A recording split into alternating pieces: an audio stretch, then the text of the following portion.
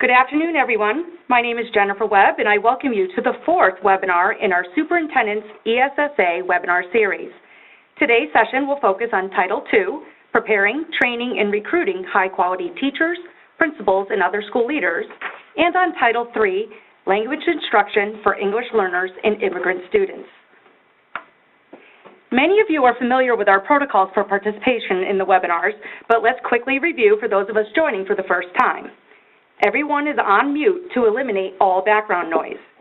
If you have a question or would like to make a comment, please use the chat function on the right of your screen, as this is the best way to communicate with us during the webinar.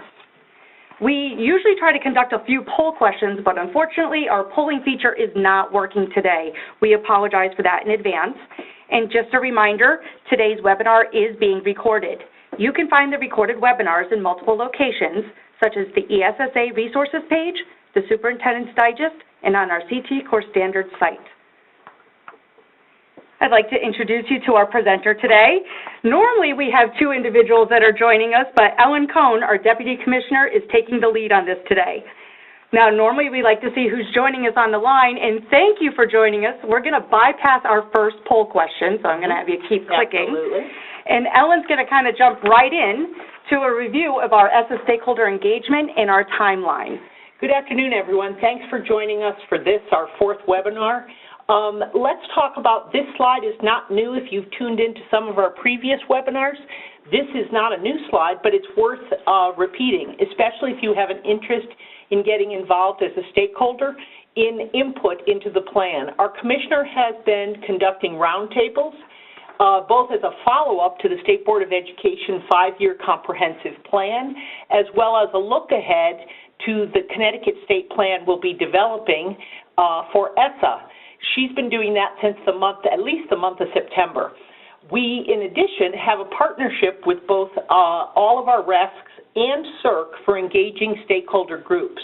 The good news is we've collected contact information for over 80 stakeholder groups, and we invite them regularly to focus groups in an effort to try to reach as many people as possible. Jen, we've had some communication recently, and we're in the dozens and dozens of focus groups at this point. Yes, we are. So we feel very confident we will meet the same level of stakeholder engagement that we had for our board plan, and we actually have hopes that we might exceed it. When you put together the stakeholder engagement for the 5-year board plan, the engagement we're trying to conduct for ESSA, as well as the work that Ajit, my partner on these webinars, Ajit Kapalakrishnan, our Chief Performance Officer, has tried to do around our new accountability system, as well as stakeholder engagement for our ESEA waiver, we've really made tremendous headway in getting as many people as possible engaged. If you're sitting here in the webinar thinking, well, I haven't been engaged, we'd like you to have contact information, and we'll be sharing that shortly. We've been working, all of our leaders and staff who engage regularly in meetings with outside stakeholders, meaning largely educators, but very often it can be parents as well or other community groups. We try to talk about where we are in the ESSA process, and we count that as part of our stakeholder engagement. We also have a survey that's posted on our website, and we're pleased to say that we have both an English and a Spanish version available. If you go to the home page for CFDE, you'll find it in the right-hand column highlighted in red. We provide monthly updates to our State Board of Education, and we will be engaging with the Connecticut General Assembly's Education Committee to hold a public forum on ESSA. It was supposed to be this week, but it's actually been postponed. It'll be held at the Legislative Office Building, or we refer to it, affectionately refer to it as the LOB, on November 30th, 2016. When you take a look at our timeline, I'll go through this quickly. We're heavily involved in stakeholder engagement. We see this as the input phase. We have not written a word of our state plan yet, and we did that purposely so that we can receive lots of feedback on key questions from stakeholders. We begin writing in earnest next month, and that continues through the month of February. It's an iterative process that we'll be conducting internally. We will then present it to our board and post it. We're hoping and estimating for March 2nd. We have an entire month for public comment from March 2nd to the 31st. The plan will be posted in a very prominent place on our website, most likely the homepage. And then we're required to submit the plan to the U.S. Department of Ed on or before July 1st, 2017. So it is, as part of ESSA, every time that the law is reenacted, it is required that we make sure that we consult and coordinate with other federal programs, and some of those programs are found within ESSA, but there are programs that are otherwise outside of ESSA.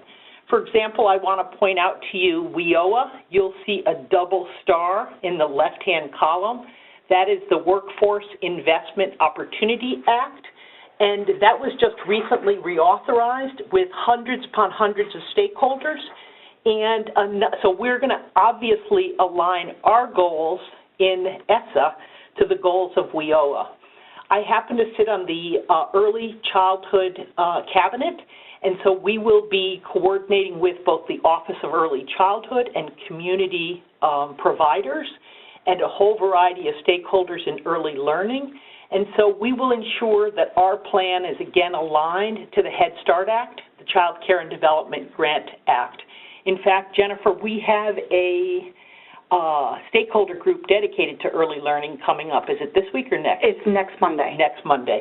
So we're doing everything in our power to make sure that we have as many people as possible engaged actively in this process, and also to ensure that all of our goals are aligned so that people on the receiving end do not get a jumble of different goals and objectives, but in fact have a nice, coherent plan from the state to follow.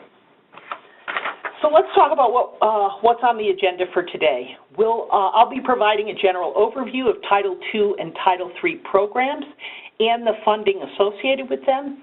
In addition, we'll talk about what are the requirements for LEAs related to ESSA and Title II and III. That should be a 3. I apologize. It says Title II and II.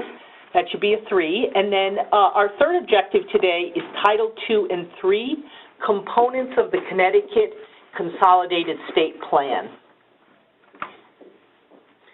So it's really important that we understand the purpose of Title II before we talk about the funding. And going back all the way to 1965, Title II has always been directed towards its funding to improve the quality and effectiveness of teachers. This, again, if you'll recall from previous webinars, ESSA was a piece of civil rights legislation. Lyndon Johnson, in his later years, said that it was his proudest accomplishment, which is really saying something, providing federal funding to improve the quality of education for poor students so that there weren't the gross inequities that were seen at the time. Improving the quality and effectiveness of teachers is really important in Title I schools. In addition, increasing the number of teachers, principals, and other school leaders who are effective in improving academic achievement. Being able to direct your energies towards the highest, most effective, or most probably effective strategies in a classroom is hugely important, and Title II funds should be directed towards professional development that makes that a reality for teachers.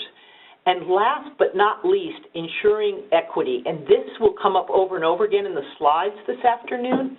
It is really important and a major tenet of ESSA that low-income and minority students have equal access to high-quality, effective teachers, principals, and other school leaders to the same degree as their peers in other communities or of other races.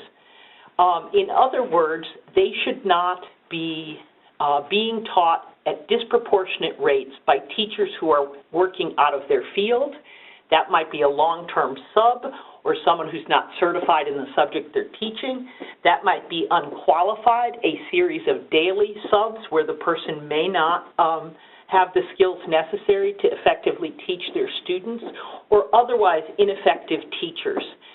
In Connecticut, we've developed what we call the equity plan. It's a federal requirement, And we now work intensively with 8 school districts who have disproportionate rates, and we're working to make sure that we do everything humanly possible to equalize and provide greater access for our students. This is an ongoing challenge, and we'll talk about it more in a little bit. I want to point out to you that one of the biggest challenges for Connecticut is our shortage areas. It's not unique to our state, and in fact, we are required by federal law to report out on the shortage areas, which are subjects where we do not have enough qualified candidates. And I'm going to take a moment to read to you the list.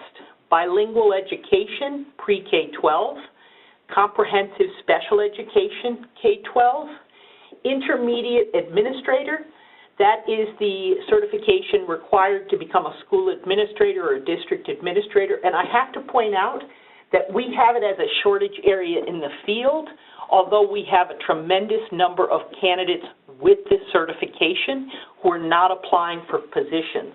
So sometimes we have a talent pool, but we don't have people moving towards those positions, and that's why intermediate administrator is on the list. Mathematics, you've all heard about the need for more STEM. Mathematics and science, 7-12, are both on these lists. We also have a shortage in the area of school library and media specialists. School psychologists are becoming a shortage area. Speech language pathology, I know I was last in district about 3.5 years ago, and it was a concern then. It continues to be a persistent shortage area. Technology education is number 9 on the list, and world language has recently joined the list as well. In addition to subject area shortage areas, another issue for, especially related to equity, is we have a student body in Connecticut that's currently 44% diverse, and by that I mean racially, ethnically, linguistically diverse, and yet of the 52,000 employed certified teachers in Connecticut, only 8% are racially, ethnically, and linguistically diverse. That translates to about 4,100 educators. And when you look at 52,000 versus 4,100 educators, you can see that this is really not good representation of modern life in America or in Connecticut. And the department is really dedicated to making sure that minority teacher recruitment is a top priority. And if you're interested in learning more about that, we have a number of opportunities to discuss and for you to become involved. Feel free to reach out to myself, ellen.cohn@ct.gov, or our Chief Talent Officer, sarah.barzee, B-A-R-Z-E-E, @ct.gov. Okay, Title II, there's some big ideas that folks need to know regarding ESSA and this section of the law. It's really important to understand that some of the requirements around educator evaluation that were required under our ESEA flexibility waiver going back as far as 2013 are no longer required around under ESSA. So there's been some changes to both federal policy as well as federal legislation. The changes to educator evaluation previously came out of the U.S. Department of Education, so it was more of a policy shift than it was actually a part of legislation. That said, it's important to realize that we have a diverse group of stakeholders in what's called the Performance Evaluation Advisory Committee, or PEAC as we like to refer to them, who back in 2012 adopted guidelines for evaluation, and then in February of 2014 they adopted additional flexibilities. Connecticut at this point has no plans to change educator evaluation, and that does not mean that PEAC may not come up with shifts or changes to it, but we feel fairly confident that the process we have in place now is really leading to deep conversations about teacher performance, and hopefully assessment data is being used in effective ways. that said, it's important to point out that Title II, if you use Title II funds to fund at the state level a teacher, a specific educator evaluation program, there are requirements under the law for reporting and how you use those funds. Connecticut has not used federal funds. We actually have a separate stream of state funding for our teacher evaluation program. You can see once again in bullet number 2 that the equity issue of making sure that Title I schools and the students that attend there are not served at disproportionate rates by teachers that are not as experienced or are out of field or are judged to be ineffective. Very big priority and will continue to be so until that problem is resolved. If you'll recall, districts submit their educator evaluation plans, and at this point last year we told districts that if their plan is unchanged, they do not need to submit it over and over again. So that's an effort on our part to reduce paperwork. Let's see, Tier 2, on our last bullet there, it also separately authorizes an incentive program to look at innovative educator evaluation systems. And again, that competitive grant system is really not something that we're going to take advantage of at this time, and I'll explain more when we get to the funding. I think it will make a lot more sense. So we'll move on to the next slide. So what is Title II funding in Connecticut? When I started to really become deeply involved in this reauthorization of the law, I found it very, very helpful to understand the scope of the funding we receive in Connecticut.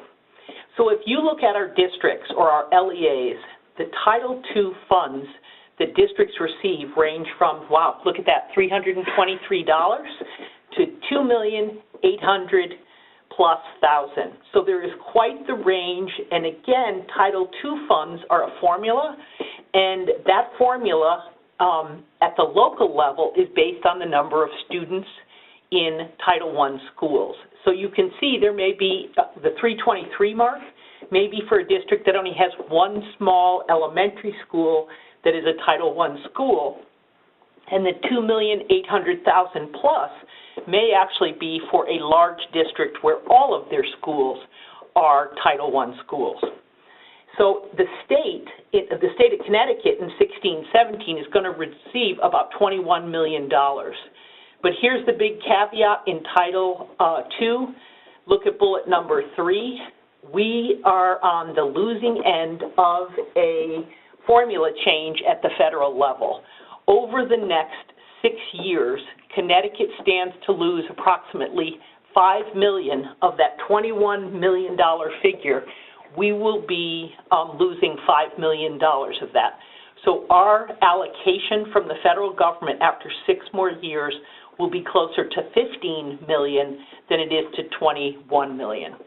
And so unfortunately, Title II will reduce. The good news is, as I've stated in previous webinars, because of the hard work of our both state and federal legislature, we have our Title I funds are secure, and that's the biggest pot of money and the one that would really be a challenge. While $5 million is a hard hit for our local districts, we're going to do everything we can at the state level to not further impact that. So let's move on to our next slide. And it's a poll, which won't be happening today. It won't happen. We apologize. Yeah, that's too bad. For some reason, the polling feature is not working today. What's that? I was just wondering if you want to give them a moment to reflect I might on actually, well, and you might want to reflect, but let me speak to this as well, this poll. Thanks, Jen. That's actually a great idea. It's really important that folks understand what Title II funds can be used for. And if there's superintendents and assistant superintendents or other leaders on the phone, sometimes things become a form of urban legend where you hear, oh, you can't use Title II funds for that, or you can't use Title III funds for that. And it really, unless you're willing to go in and look at the law or the regulations, many of these things take on a life of their own. And so in the spirit of transparency, I want you to know all of the options, with the exception of E, are legitimate ways to spend your Title II funds. Hiring teachers to reduce class size, I'll start with D. It's important to know that under previous versions of ESSA, teacher salaries could be paid out of Title II funds to reduce class size. That has changed under ESSA in important ways. You may continue to pay existing teachers that were hired previously to reduce class size. You may continue to pay their salaries. But if you want to hire new teachers to reduce class size, that is no longer an option under federal rules. Let's look at C, helping educators address the needs of students who are at high risk. This has always been a very legitimate use of Title II funds, and that can be directed to teachers at the individual or small group level, at district-wide professional development, or at school-level professional development. PLCs, early intervention teams, all of those are possible allowable costs under Title II. PD, I think many of us who've worked at the district or central office level know that professional development, I know in my former district, Title II, we wouldn't have been able to do the high-level PD without those funds. Teacher mentoring and incentives are another completely legitimate one. So while it wasn't a poll, we used it as a little learning moment. So let's move on. I didn't list all 21 allowable expenditures, but let's take a quick look at other ones.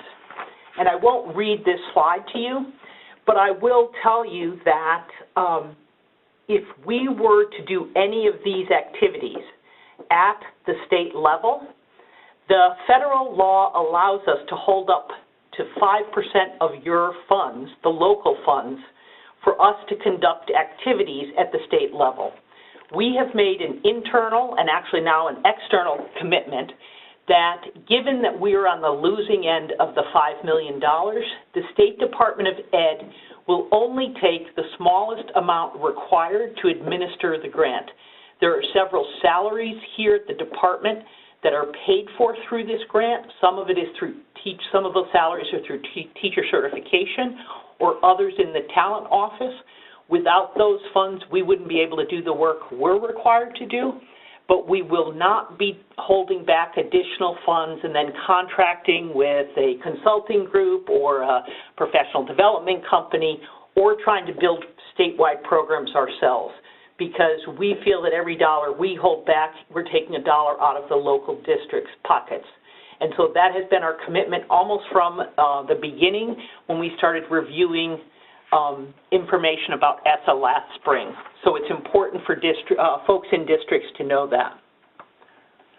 So I'm going to give you a very brief overview of Connecticut's equity plan, and I think I've spoken to a number of these bullets.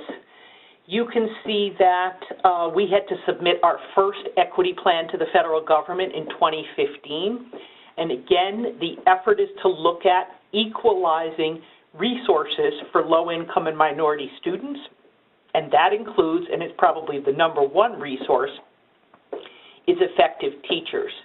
We have focused on 8 equity districts, and I will read those off in a moment, but while you take a look at the strategies, I'll read the 8 districts that we are deeply involved with.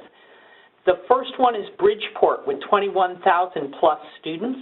The second is Hartford with 21,400 plus students. New Britain with 10,000 students.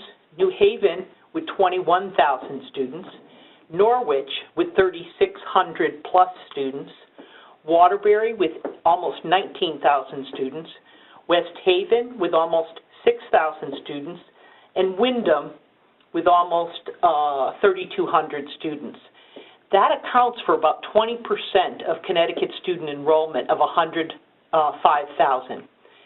By impacting these 8 districts, we keep the project to the degree that we hope to have an impact. We are more than willing to share strategies that we've been looking at. Let me give you a salient example. Many of our equity districts did not use what's called a stay interview, which is, we've all heard of exit interviews. When you give notice to leave your job, people want to know why you are leaving. Flip that, and the strategy is called the stay interview, which is to randomly select teachers at the beginning or end of each year and ask them what's working. Why are you staying? What can we do to make things better for you? Working conditions turn out to be one of the biggest impacts on teachers. It's not all about the money, and while folks appreciate good compensation, they will often stay in a challenging environment for less pay than they could get somewhere else because of their dedication to the task. But there is a breaking point at which working conditions, negativity, or faulty equipment, or not good school climate, that may break the bank, and teachers will start to look elsewhere. Doing stay interviews helps you know, are you on the right track? This is really important work for HR directors, principals, and anyone else who's interested in maintaining a really positive workforce. I know among the equity districts, I've been so impressed to work with teachers who have 20, 25 years in the district in some of the most challenging environments that I know I personally have ever seen, both with the needs of kids coming in, potentially there's violence in the neighborhood, or there is students have more trauma, or students have more instability due to poverty. These teachers are really to be commended, and we want to do everything we can to continue to ensure that when we get new teachers, we keep them, we support them, and we train them. So that's part of our equity plan. If you're interested in more information, I gave you Sarah Barzi's contact information earlier. She's the expert in this area, and I would refer you to her. But hopefully this gives you an idea of what we're trying to achieve here at the department. Let's talk about Title III. Title III, first and foremost, is dedicated to English learners, but it also is dedicated to immigrant students. In Connecticut, we have, I believe, I'm sorry, I shouldn't have been quoted. I was thinking of migrant students. I don't have the number for immigrant students, but I'll try to get that for the next webinar. Immigrant students and English learners are covered under Title III. Driving significant improvement in their proficiency is what Title III should be directed toward. We have come so far in Connecticut in English language instruction and in English language scaffolding in the regular classroom, but there is still much to do. How do we, under Title III, now meaningfully incorporate English learners' progress towards language proficiency? For those of you that have worked with Title grants in the past, you'll recall that Title III required a district or school improvement plan, annual measurable objectives, AMOs, and we had to send letters year after year when our English language students did not meet proficiency. There's been a great deal of heated discussion around what's reasonable to expect for a student that doesn't speak English. It takes time. What's a good trajectory? It's not the same for each and every student. In the old days, under No Child Left Behind, we were penalized when students in their second year of English language instruction were taking tests, and we were being penalized because they were not they couldn't reach proficiency on the academic measures. We have incorporated on several levels. Let me unpack our accountability system.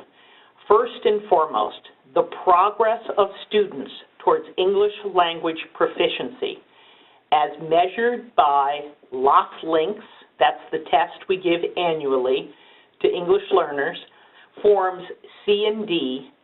Their progress and their proficiency is now part of our state accountability system. That is a huge shift. This measure is so important that it shouldn't be relegated to a separate little school or district improvement plan. It should be part of our total accountability system. In addition, the state of Connecticut has adopted what we call CELP or CELP, Connecticut English Language Proficiency Standards. They can be found on our webpage under Teaching and Learning. And those standards are very much 21st century. They're not solely focused on vocabulary. Students, despite a language barrier, can certainly engage in both their native language and in their burgeoning beginning English. They can engage in all kinds of higher order thinking, higher order expression, and those standards, those ideas of rigor are reflected in the new ELP standards. The assessment that we have adopted is the LOTS-LINKS Form C and D, and a new requirement under ESSA is that we have a standardized and consistent process for identifying English learners, entering them into programs, and the criteria to exit. And that Connecticut has a fairly consistent system, although there's a fair amount of flexibility. Let's just say it's loosely structured, but it will now become standardized across the entire state of Connecticut, and that is a federal requirement. Let's see, in addition, we are now required to set long-term goals for English language proficiency for our students, as well as measure English learners' graduation rates and their academic progress. So in some ways, you could say we're both turning up the light and turning up the heat when it comes to accountability. I'm actually excited at the opportunities this presents us in Connecticut. We have discussed ways to continue to arm classroom teachers with the ability to use scaffolding, differentiation. Many of the things we use for English learners in the classroom, actually all kinds of students benefit from. Would you agree, Jen? Completely. A former English language arts teacher here and a reading teacher, Jen can certainly agree. Oftentimes the strategies we use benefit everyone in the classroom. That said, we need to continue to work to make sure that our pre-service teachers, folks coming into the field, have a solid background and understand the proficiency levels of English learners, what to expect, how to communicate with a newcomer, what are the most important scaffolds that should be used every single day in every single subject in the classroom. And the department has some ideas on that, and as we develop our plan, we'll be happy to share more. And I think that's everything. Here's one point that's important to mention. Our new accountability system allows for the inclusion of former English learners. Remember this? As soon as the kids got good on their academic tests, they were no longer considered English learners. And so English learners, when we just used achievement levels, were forever performing poorly because they were still new English learners. Well, under our new system, we can include former English learners within the L subgroup for up to 4 years. This was previously 2. With respect to achievement reporting, that's the SPI, DPI that a school or a district receives. So you now, from an accountability perspective, quote, get credit for the higher achievement that students are making as they move through the continuum of English language learning. So a quick question that's come up. Does the second bullet on this screen mean that EL students show progress in their LOTS-LINKS scores, or is it referring to Smarter Balance scores? It's their LOTS-LINKS scores. So in this particular case, when we say English language proficiency, that's are they getting better at English? And so progress towards that is now part of our accountability system.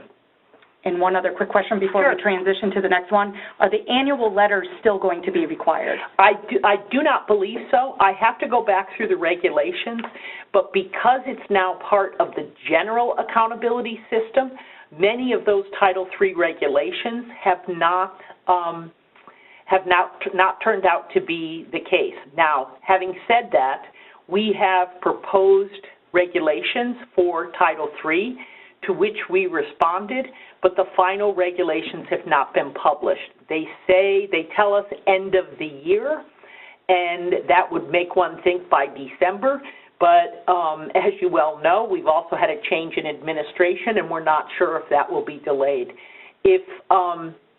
I'm going to try to find a way to get that information out to folks. So if you want to send me an email, I'll be happy to respond regarding that, or perhaps we could put a information packet on, because I think it's worthy to ask that question, and I don't believe the letters are required. Thanks for those questions. I appreciate that. I feel like we're not alone here in a room doing a webinar. Thank you very much. Keep sending your questions. So, Title III, big ideas. In many ways, Connecticut is in very good shape. During our ESSA flexibility waiver, we adopted a set of English language proficiency standards that are aligned to our subject area standards. They are rigorous. They were vetted through many of our stakeholder groups of teachers and administrators that work with English learners. I'd say that's about a year and a half old now. I think it's a year and a half. Yes. And then adopting an assessment, we already spoke about that. LOS Links C and D is our English language proficiency assessment. We will continue to pay for the LOS Links. That was a change under Commissioner Wenzel when she was Chief Academic Officer, so I believe going back to 2014, that the state should be paying for that, just as the state pays for all the other state-mandated assessments. So we have no reason to believe we won't continue to pay for those assessments. We have two funding streams in Connecticut. We have a funding stream from the federal government for English learners, but we also have, substantial is too strong a word, we also have a moderate funding stream that's state-paid for bilingual education. And so those two streams have really helped us be able to do things like purchase the ELP assessment for all of our districts. We don't anticipate, although the legislative session has not even begun for this year, but we are hoping that there will be no cuts to the major components of our education budget, particularly as it relates to bilingual education or other special programs such as that. And we have made a proposed budget, and we have stated repeatedly that the needs of kids come first, and that if we have to trim other programs that don't directly touch children, we will. If we had to choose between something and a program and, say, for example, the school breakfast program will win. We really believe in Maslow's hierarchy of needs. So we have no intentions of changing how we spend money related to English learners. States have to establish, I had mentioned this earlier, we have to establish a standardized entrance and exit criteria for English learners. And again, I think we have a fair amount of agreement, but it will now become a very formal standardized process, which will be communicated. None of these changes would take effect before, at the earliest, the start of the school year next year, and we'll keep folks posted on all of this. In fact, the minute we stopped writing our state plan, we'll start writing guidance documents, which may need to be tweaked based on feedback from the federal government, but there will be a tremendous amount of guidance, lots of bullets, lots of tables, lots of easy-to-read directions for folks to sort of demystify what do we do next when it comes to ESSA. More Title III big ideas. This is a really important piece. I referenced it earlier. Bullet 1 speaks to how do we get teachers positively comfortable and make it a routine to use activities to improve the learning for English learners. They have lots of diverse needs. I've met students that are incredibly communicative and verbal even though their English is low, and other students that have really taken a very long time. teachers need to know what are the go-to toolkit. And so we will describe that in our state plan. And we have some interesting ideas that's a little too early to share, but we think we have some incentives for teachers so that they may be more inclined to move in this direction if they're not doing that already. States must provide technical assistance. That goes without saying, and despite our lean staff, we will continue to do that. And states must provide recognition to LEAs who improve progress. I like the third bullet I'd like to refer to as our commissioner does, which is appreciative inquiry. When folks across the state are doing good work and it's showing up with real spikes in improvement in their data, we are very interested in developing a process where we go in to appreciate and inquire, how did you do so well? We were able to see that in our high needs group at last year's Smarter Balanced. We saw schools and districts that have really moved the needle on our high needs sort of super group of students. When that happens, it's really important to find out how'd you do it and how can we replicate it. So we're redoubling our commitment to that because appreciative inquiry, I think, has been underappreciated. And so we will definitely have a recognition program related to that. So let's talk about Title III funding. And Jen's giving me the circle about like the hook. It's time to get going. Allocations ran from $153, boy, you can't do much with that, to $582,000, almost $583,000. Our total allocation, it's not huge, but it's meaningful. It's almost $7 million. We have no reason to believe that that number will decrease. And obviously, you can see the grant is based on the proportion of English learners and immigrant students in each state relative to all states. And so all of our immigrant students are not necessarily English learners, but the funds here can be used to support either group of students. And then we have a poll we're going to just jump right past. So where do these things intersect with Title I, our very large pool of money? First of all, at the federal level, we are provided with greater flexibility on what you can spend money on. And the good news is this leaves room for innovation. Title I funds, I'm going to use one of my favorite examples. In Washington, D.C., a school put together a plan to use Title I funds to put a washer and dryer in the Family Resource Center, and parents actually began to bring their children's clothing in to be washed and dried in the school. Why is that important? If students don't have clean clothes to wear and the family doesn't have money to go to the laundromat and I have to choose between a meal or the laundromat, if I can go do my laundry at school, my child will not be absent the following day. And so these are innovative ways to increase student attendance and a whole variety. Kids have to first and foremost be there, but also innovations in school climate, other ways to protect security, all kinds of interventions related to academics. So I want to talk about really quickly that the CSDE is putting together some cross-divisional teams. We'd like to work, put together our federal and our state grants and work on school improvement activities. This is largely around our alliance districts or more specifically our education reform districts. I have a slide coming up I'll talk about in a moment. We are proposing a combined application process that will be electronic. I've said it before, Connecticut is sadly in last place. We're the only state that has a paper and pencil application process, and we're looking to completely bring that online and make it easier for state districts and LEAs to do the work they need to do. This last slide I'd like to show you is a way, and I used it in our last webinar, is a way to think about how we will differentiate our spending guidance and our support for low-performing schools and districts.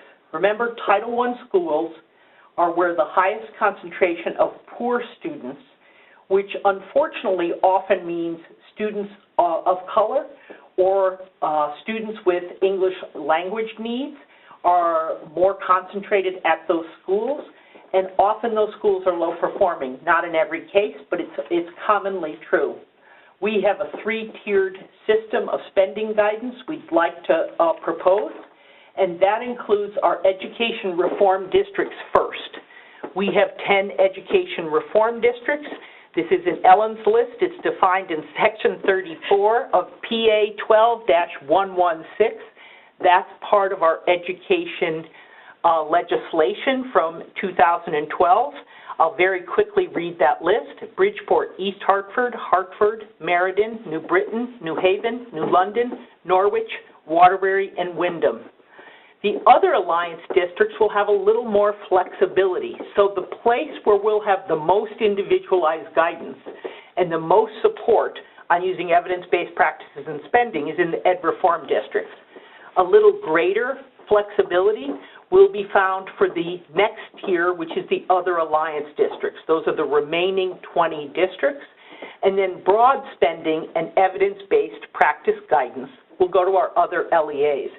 It's important to note that all low-performing schools are not found only in the alliance districts or the ed reform districts. We do have some LEAs that have some significant high needs. We don't like the term subgroup, student groups. Remember, high needs is free and reduced lunch, students with disabilities, English learners.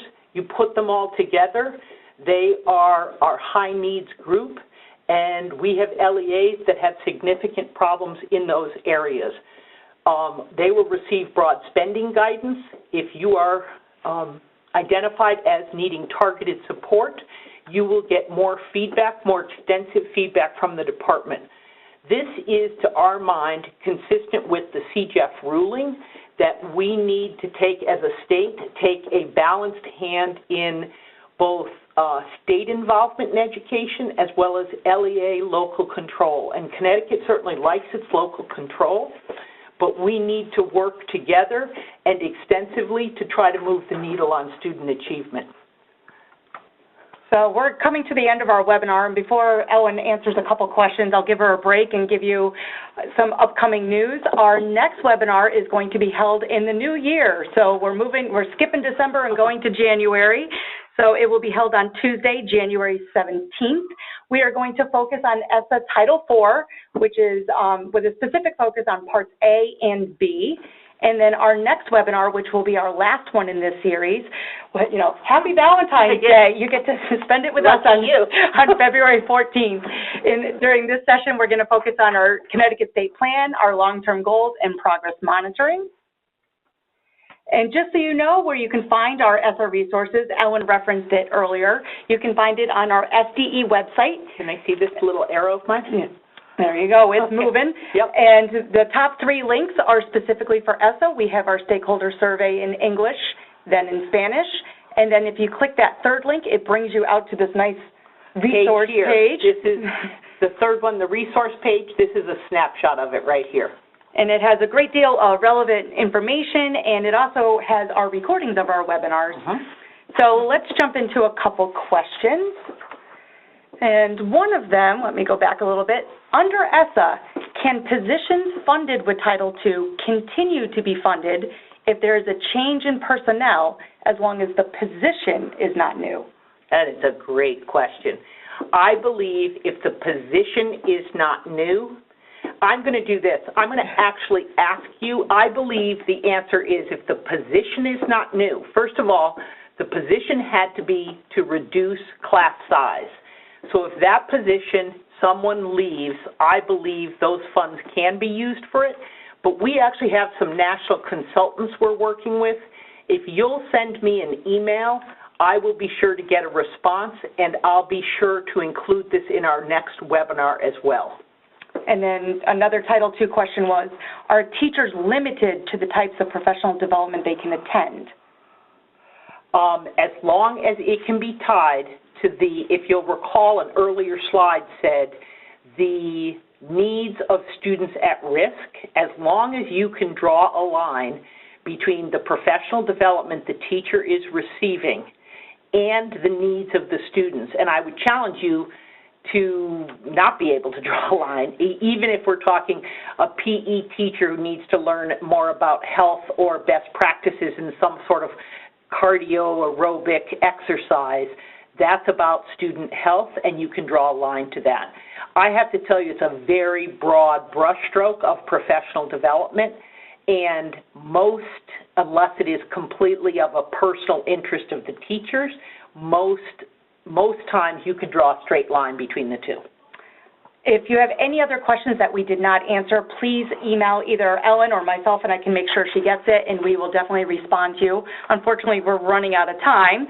On that note, we want to thank you so much for participating in today's webinar. Remember, the recording of this webinar will be closed captioned and be posted within the next week in the 3 locations that you can see on your screen. Materials are also posted onto the CT Core Standards website. We look forward to our next webinar on Tuesday, January 17th. It's hard to believe. I know, it's crazy. Again, thank you to everyone, and have a wonderful afternoon. Thanks for tuning in. Bye now.